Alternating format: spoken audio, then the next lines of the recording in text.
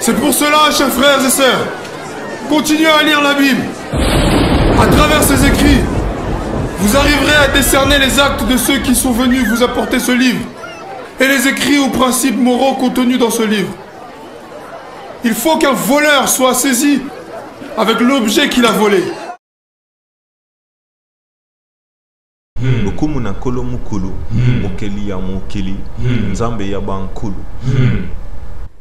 Louange au Créateur de l'univers, salutations de paix, de vie, de force et de santé à tous.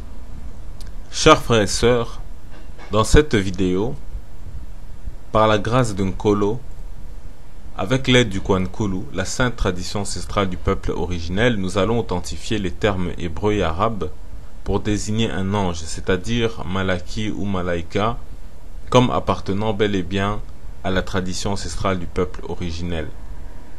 On tient à distinguer le terme Malaki, qui signifie messager, avec le mot ange en tant que tel, au sens strict, qui lui vient du grec angelos, qui veut aussi dire messager, certes, mais qui a été pris à partir d'une autre racine du Kwankulu.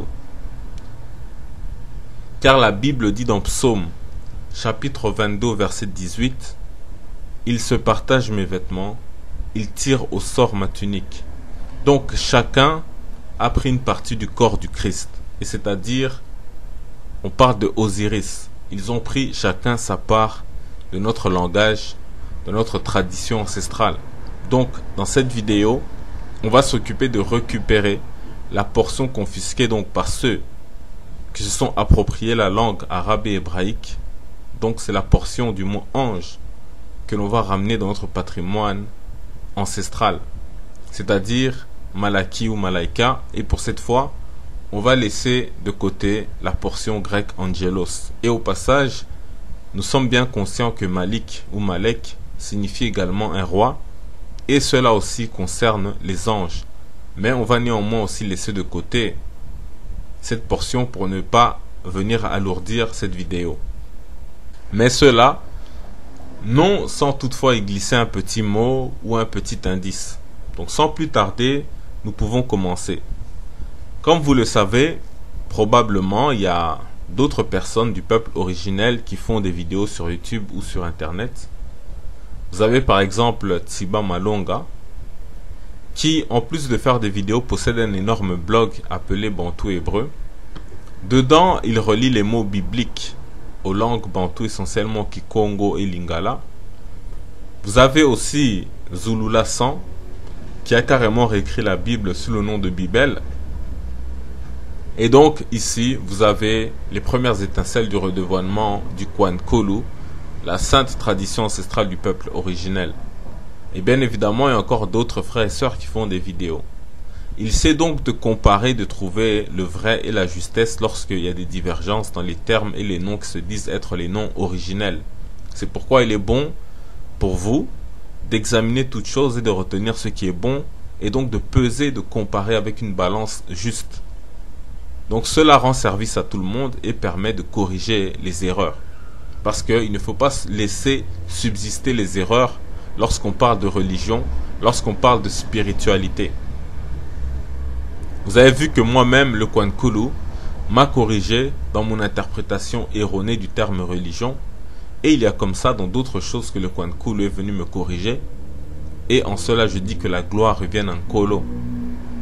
Donc on ne laisse pas subsister les erreurs. Donc voyons ce que nous dit Zulula 100 à propos du nom originel des anges.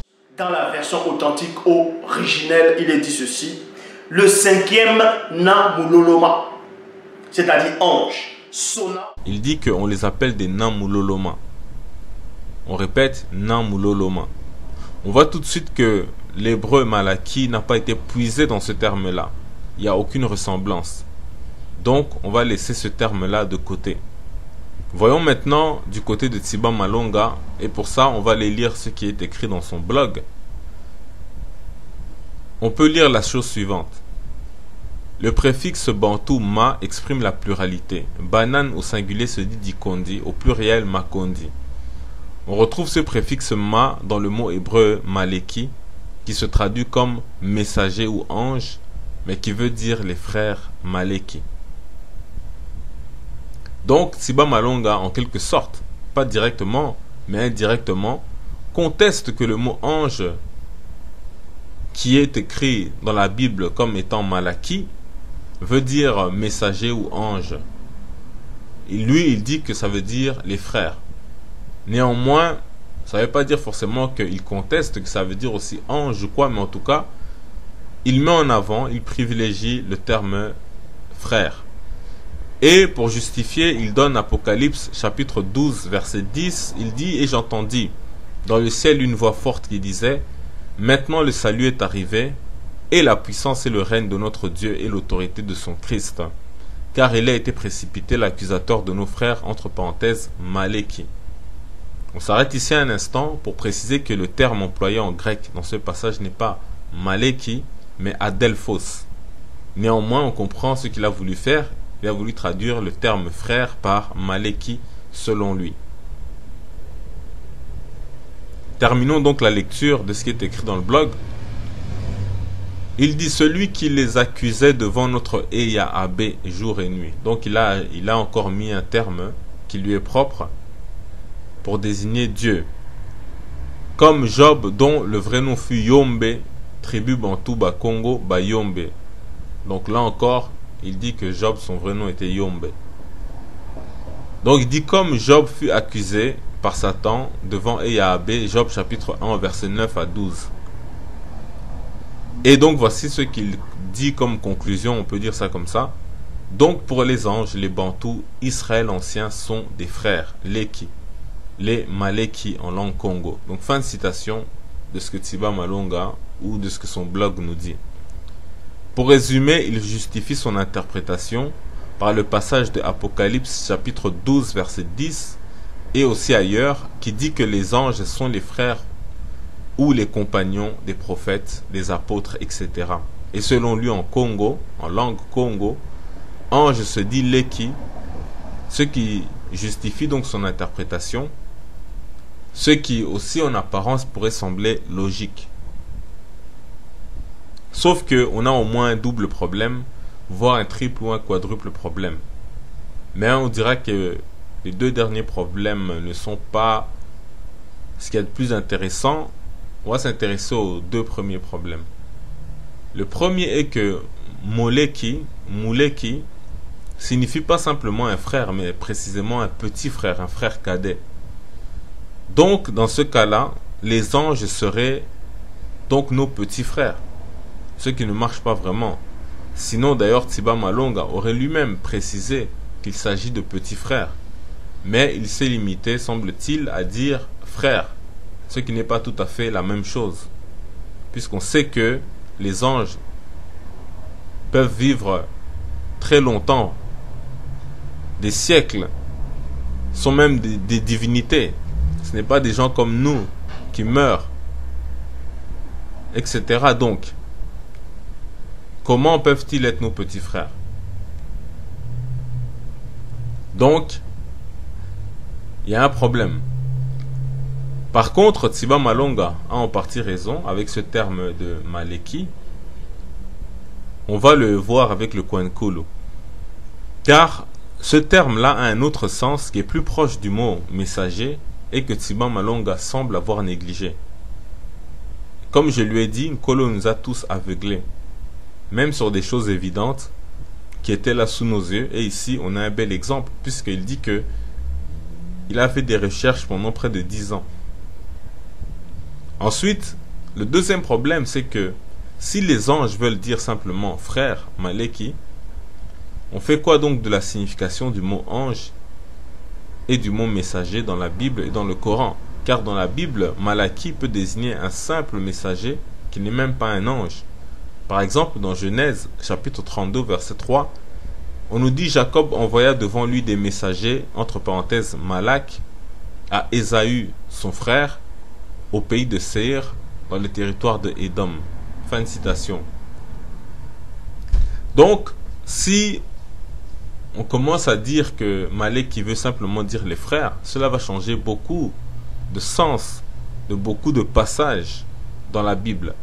Et même si cela ne pose pas trop de problèmes, ici par exemple dans cet exemple, où on nous dit que Jacob a envoyé des messagers, si on remplace ça par il a envoyé des petits frères, ça ne change pas grand-chose. Mais par contre, tout au long de la Bible, on ne sait pas à quoi ça va ressembler.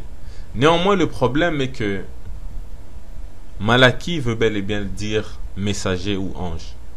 Et on va le voir par le coin de Koulou. Mais d'abord, on va commencer par le terme que Tsiba Malonga a négligé et qui pourtant était sous ses yeux. En effet, si Mouleki ou Moleki signifie petit frère, il signifie également un passant. Donc, on a Moleki, un petit frère, et Moleki, un passant ou un passager. Or, nous savons qu'un messager, c'est quelqu'un qui est juste de passage. Le dictionnaire nous donne un exemple avec le terme passager. On nous dit passager qui ne fait que passer, qui ne dure pas. Exemple, une douleur passagère. Et juste à côté en lingala, on a la traduction qui dit Mpasi Yakole Kanzela. Littéralement une douleur qui passe son chemin, donc une douleur passagère. Cependant, juste après, le lingala ajoute un exemple qui n'est pas traduit de l'autre côté en français et qui dit Moleki. Vous entendez bien Moleki. Aleka Lobi, qui signifie donc le passant est passé hier. Mais qui peut tout aussi bien vouloir dire un messager est passé hier, parce que l'exemple ne donne pas plus de détails. Ensuite, Moleki, le passant, vient du verbe koleka, dont la racine est leka et qui veut dire passer. Maintenant, regardez comme c'est extraordinaire. Toujours dans notre exemple du dictionnaire avec le terme passager, juste en dessous, on ajoute l'exemple du voyageur à bord d'un véhicule. En lingala, on nous donne le terme mobembi.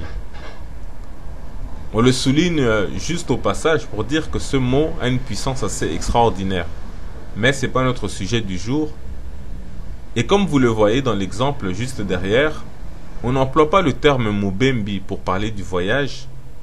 Il est dit Baleki Bakiti Namutuka. Ça veut dire les passagers sont descendus du véhicule. Et on voit bien le terme leka dans Baleki. Donc les passagers. Donc leka, c'est le verbe voyager, s'en aller, etc. Passer. Être de passage. Allons donc maintenant voir à quel point c'est extraordinaire tout cela. Comment dit-on voyage ou voyageant en hébreu? On dit leka avec un H à la fin. Définition de leka, voyage. Et on nous dit c'est une ville en Juda, un site qui est inconnu. Et on nous dit que ça vient de Yalak. Donc le Strong 3212. Définition de Yalak, aller, partir, s'en aller, aller au loin. Donc vous voyez bien que ce sont les mots du voyage, les mots des gens qui sont de passage. Donc en clair, on voit bien qu'on est dans le contexte et dans le thème de koleka, donc c'est-à-dire passer, partir, s'en aller, etc. en lingala. Mais il y a mieux, Yalak est une source primaire, mais qui se compare à Alak avec un H devant. Et là, chers frères et sœurs, on vient tout simplement de retrouver le verbe koleka, mais en hébreu. Alak, définition, ça veut dire marcher, aller, venir, procéder, avancer, mouvoir, mourir, vivre, manière de vivre, traverser, conduire, apporter et porter. On va décomposer ce terme de alak. Et on rappelle encore une fois, puisqu'on voit un H devant, que la lettre H se prononce souvent R, par beaucoup, notamment des rabbins juifs actuels, par exemple, pour dire le Messie qui s'écrit avec un H à la fin, Mashiach. Certains vont dire Mashiach, on va entendre comme un R à la fin, et les autres diront Mashiach, comme avec un K à la fin. Pour Dieu Elohim, les uns diront Elohim et les autres diront Elohim.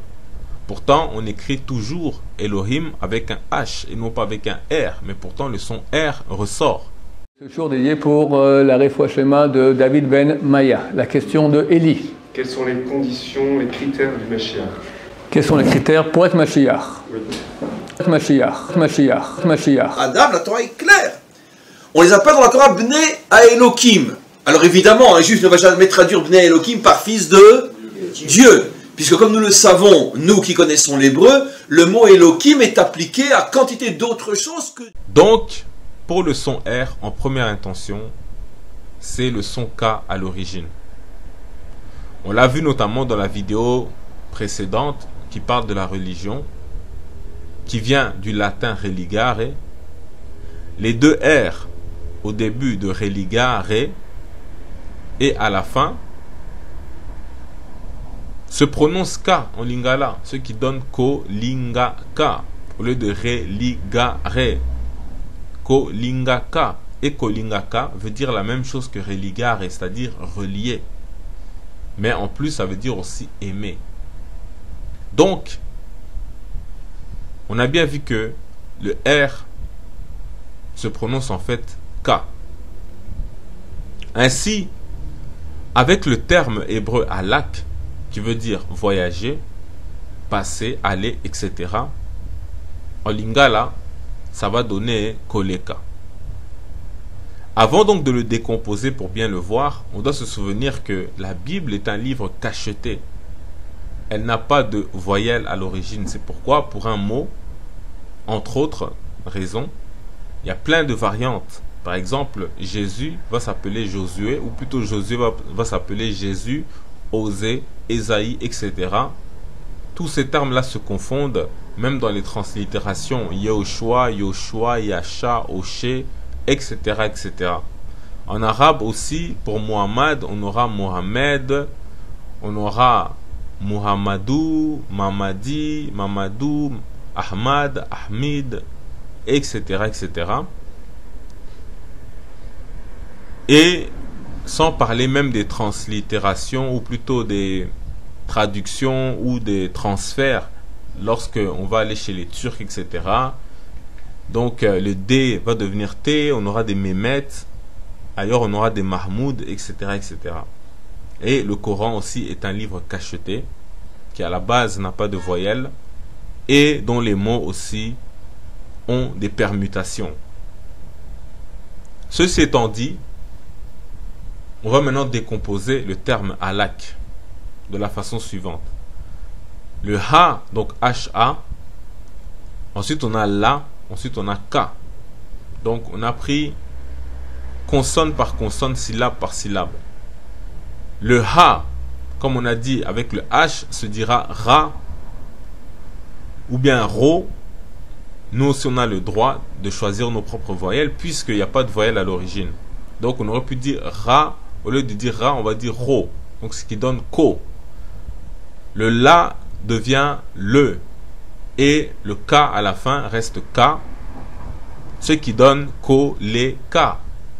Donc on obtient bien le lingala koleka qui signifie aller, passer, voyager, s'en aller.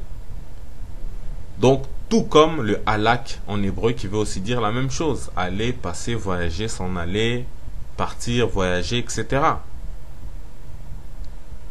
Observons encore ce terme hébreu de halak qui est en fait koleka, comme on vient de le voir. On nous dit que halak veut aussi dire mourir. En effet, koleka en lingala c'est aussi mourir.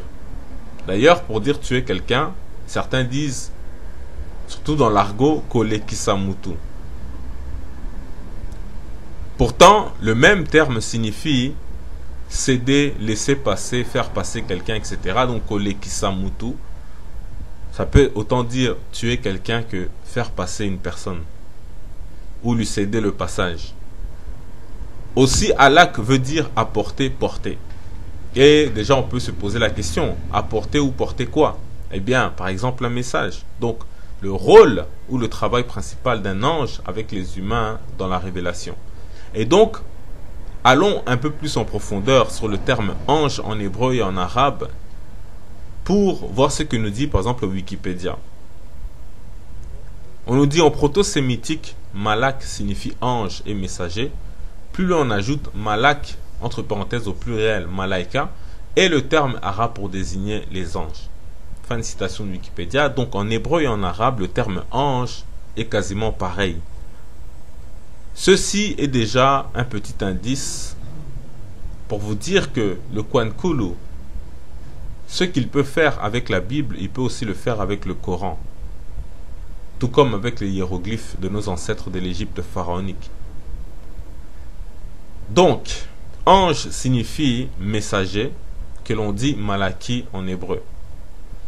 On a déjà vu que moleki signifie un passant, un voyageur, etc. Donc, on récapitule en hébreu et en arabe, ange c'est malaki, en lingala, un passant, un voyageur c'est moleki. Malaki, moleki. Vous voyez la ressemblance. On sait qu'un messager c'est quelqu'un qui est de passage. Passer, on a vu en lingala, c'est koleka. En hébreu, passer, s'en aller, c'est alak. Mais qui se prononce en réalité koleka, comme on l'a vu dans la décomposition de ce terme-là. Donc avant de passer, le messager laisse d'abord son message. Ou bien il passe une annonce. Il fait ce pourquoi il est venu avant de continuer son chemin. Le dictionnaire nous donne, dans le terme annonce, l'exemple suivant. Faire passer une annonce à la radio, kolekisa sango na radio. Bon, le terme radio a été purement translittéré. Donc, on a bien le verbe kolekisa, qui vient de koleka, passer, etc. Que l'on a vu plus loin. Et qui veut aussi dire faire passer, etc. Faire passer quelque chose, faire passer une annonce, comme dans l'exemple qu'on vient de voir ici à la radio. Donc, kolekisa est bien relié au message ou à l'annonce. Donc, c'est un mot que l'on retrouve régulièrement dans tout ce qui est annoncé, passer des messages.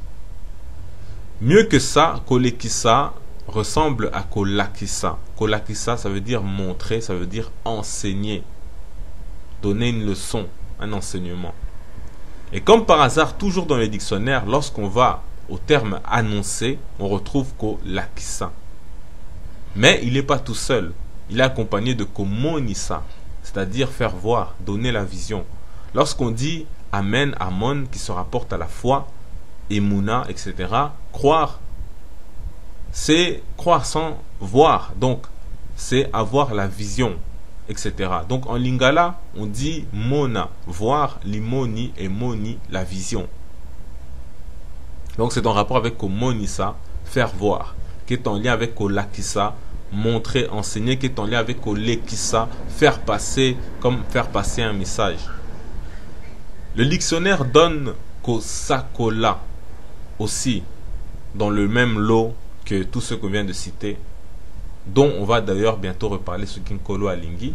Et enfin, on a kosangela. Je ne veux pas trop en dire ici, mais avec ceci, vous avez le début du terme où les Grecs ont été puisés angelos, qui veut dire donc ange, donc messager, mais en grec. Et c'est de là qu'on a repris donc ange en français, etc. Et ici, donc, vous voyez kosangela, qui veut dire annoncer. Sango, c'est une nouvelle en lingala. Donc c'est pourquoi quand on dit sangela, donc ça veut dire annoncer une nouvelle. Mais le Kohen Kulu est tellement profond que s'arrêter à cela, c'est comme n'avoir rien dit. Et donc, on a dit kolakisa veut dire enseigner, montrer, ça veut dire aussi annoncer. C'est donc ici que nous allons donner le terme exact et le plus profond qui a donné donc malaki ou malaika en hébreu et en arabe, qui viennent du lingala et d'un verbe que l'on a déjà vu dans la vidéo sur le mot église et sur le mot synagogue.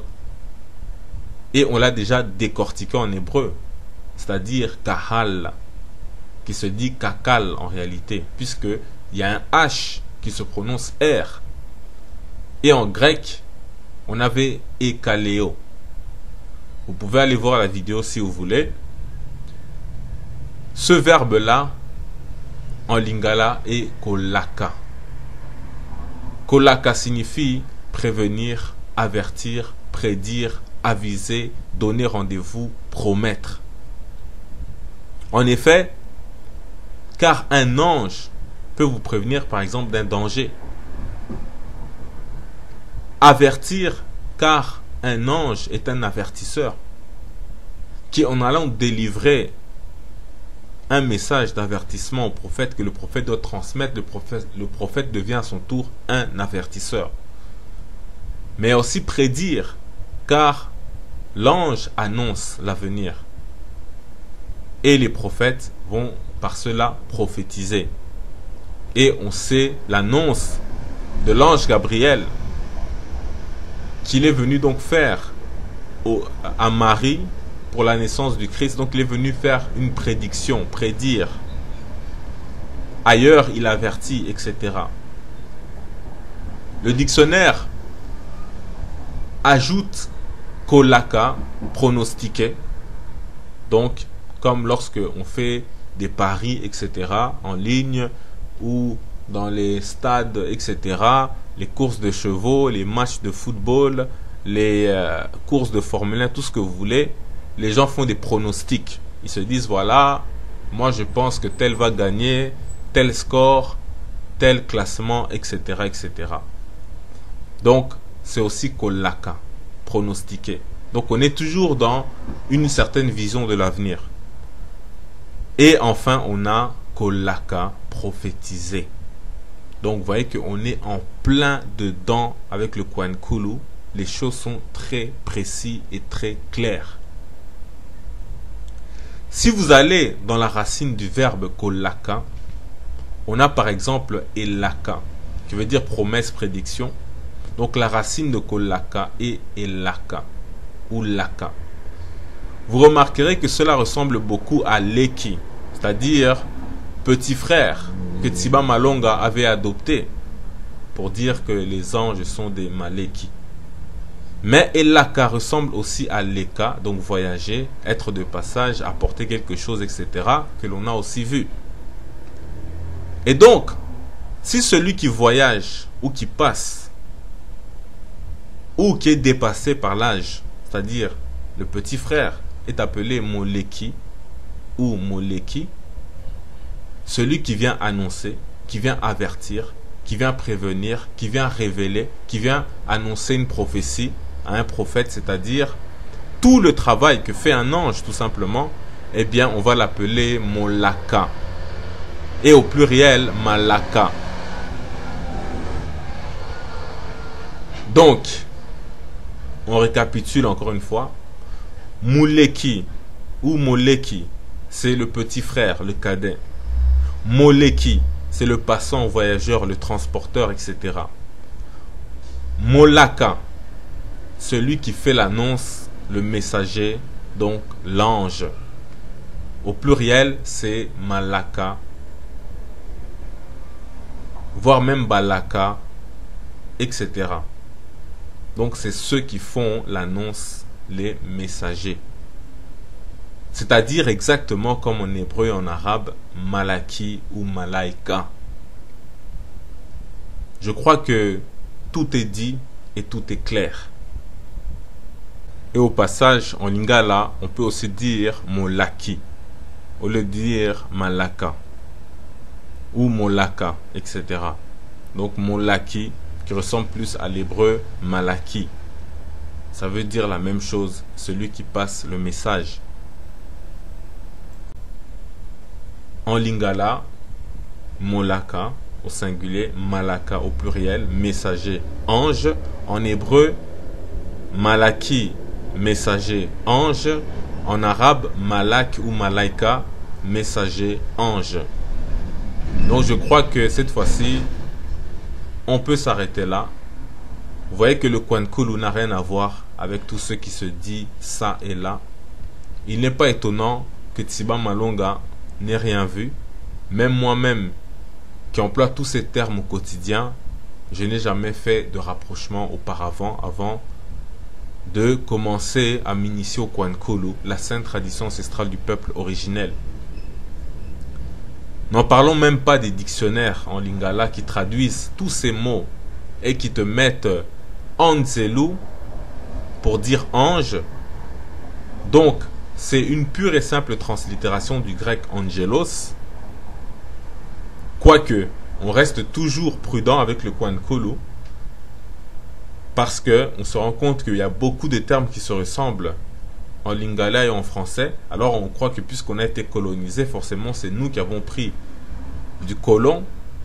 Mais quand on regarde bien, parfois on a des surprises. Mais avec Anzelu, je peux vous dire que certes il y a des mots, des correspondances au lingala qui sont beaucoup plus profonds, mais ça ressemble beaucoup à angelos. Et il y a d'autres termes, puisque les mêmes dictionnaires qui te disent que ange c'est Anzelu, dans les mêmes dictionnaires vous avez Eyangeli, Moyangeli, Koyangela, etc. pour dire annoncer, messager, et ainsi de suite. Et comme on a dit, on reviendra sur ce terme-là de angelos, et vous verrez que c'est d'une profondeur, vous ne pouvez même pas vous imaginer. On peut faire 20 ou 30 mots en lingala, les uns à la suite des autres, juste pour vous montrer la profondeur qui n'existerait même peut-être pas en grec ou en latin, pour vous expliquer d'où vient ce terme-là et toute sa profondeur. Et moi-même, je m'étais heurté à un problème, c'est-à-dire, à chaque fois que je trouvais les mots que le Kwankulu m'enseignait, et que ça ressemblait beaucoup à des mots hébreux, arabes, araméens, français, anglais, etc., je me disais, mais qu'est-ce qui me dit finalement au final que c'est le Kwankulu qui vient en premier? Est-ce que c'est pas nous qui avons repris ça des autres? Et là, le Kwankulu, souvent du tac au tac, me donnait la réponse en me disant, souviens-toi de ça et de ça. Et souvent, c'est ça, ça et ça, c'est les hiéroglyphes égyptiens. Parce qu'on sait que l'Égypte était là des milliers d'années avant la Grèce, avant Rome, etc. Et le lingala rend compte de ces termes-là en hiéroglyphes. Donc, ne peut pas avoir copié le grec ou le latin qui n'existait même pas. Mais bon, c'est un autre sujet. Enfin, pour clôturer et vous montrer à quel point on était dans l'aveuglement, j'ai tapé au hasard Moleki sur YouTube et je suis tombé sur cette musique que je ne connaissais même pas, qui est intitulée Moleki Nzela, et que, comme vous pouvez le voir, a été publiée en 2008. Certes, c'est le genre de chanteur qui égare et qui s'égare eux-mêmes, donc ils égarent les gens, mais qui en même temps, sans le savoir, préserve la tradition ancestrale du peuple originel, qui préserve sa culture, sa langue, en chantant tout et n'importe quoi, parce qu'en faisant cela, ils utilisent les mots de la tradition. Et donc, même bien qu'en étant aveuglé, les choses se transmettent toujours. Et ça sert aussi de témoignage pour montrer que c'est un miracle. Parce que, comment vous expliquer qu'il y a des mots que les gens utilisent tous les jours, mais ils ne se rendent même pas compte, surtout dans nos contrées à nous, où les gens sont toujours là avec la Bible. On passera des extraits, que ce soit dans les théâtres. Même un homme politique chez nous, il peut parler dans tout ce qu'il y a de plus sérieux. Vous l'invitez dans une émission même en Occident, il parle et puis il te cite la Bible comme ça, par réflexe. Parce que c'est comme ça que les gens s'expriment chez nous. Et pourtant, malgré cela, ils ont même des Bibles traduites en lingala et dans nos langues ancestrales. Mais ils ne voient pas tout cela. Ils font des traductions, ils font des dictionnaires, mais ils ne voient pas cela. Mais lorsqu'on lit Ésaïe, chapitre 29, eh bien là on comprend tout. Et donc, écoutons un peu ce que dit ce chanteur-là. Et on va traduire ensuite. Moleki nzela ndekayaki konje na se mpona monaki bilei ntango asilisi mapapu na ye nyonso efungwami apimbwe na bolingo na nga azalaki moleki nzela bolingo suka ndabomanga savane moitié kapitala bolingo na nga nadefisa moleki nzela bolingo suka ndabomanga. Donc vous avez entendu, on va rapidement traduire ce qu'il dit à peu près. Il dit, on va résumer même, il dit Moleki Nzela, le voyageur, celui qui est de passage, donc ça veut dire Moleki Nzela, donc Moleki Nzela, donc le voyageur, celui qui est de passage, etc., comme on a vu. Mais ici dans la chanson, comme il parle d'une femme, on dira donc celle qui est de passage. Donc Molé Kinzela, en parlant d'une femme, est venue sous forme d'un oiseau, car elle a vu de la nourriture. Dès qu'elle a fini, entre guillemets, de manger, entre parenthèses de manger, tous ses ailes se sont déployées et elle s'est envolée. Et elle s'est envolée avec mon amour, car elle était juste de passage. Donc, fin de citation. Comme j'ai dit, celui qui ne croit pas au miracle saura qu'il a été victime d'un miracle toute sa vie. Même dans cette musique-là, on a pris l'exemple de l'oiseau qui déploie ses ailes. On sait que les anges sont assimilés aux ailes. Ça, c'est une chanson qui a été publiée en 2008. Moi, je ne connaissais même pas le Kwankulu, ni de nom, ni de près, ni de loin. Et donc, ne croyez pas que le Kwankulu est comme ça, dans le hasard et ainsi de suite. Et ou encore que le Kwankulu ne concerne que juste le Lingala, parce que le Kwankulu vous réserve encore des surprises, même à ceux qu'on appelle des spécialistes de tel ou tel domaine académique, scientifique. Il y aura des choses qu'on va voir qui sont aussi sous leurs yeux, mais qu'ils ne remarquent même pas, car leurs propres maîtres peut-être ne veulent pas qu'ils voient cela, au risque de trop ouvrir les yeux au peuple originel. Mais en prévision de 2019, Nkolo redevoit le Kwankulu par sa grâce, par sa toute puissance et par sa bonté. Donc on s'arrête ici. Le Kumunankolo, Tatanzambia Bankulu, paix, vie, force et santé en salutation. Yaya Kwankolo, Yaya Kwankolo.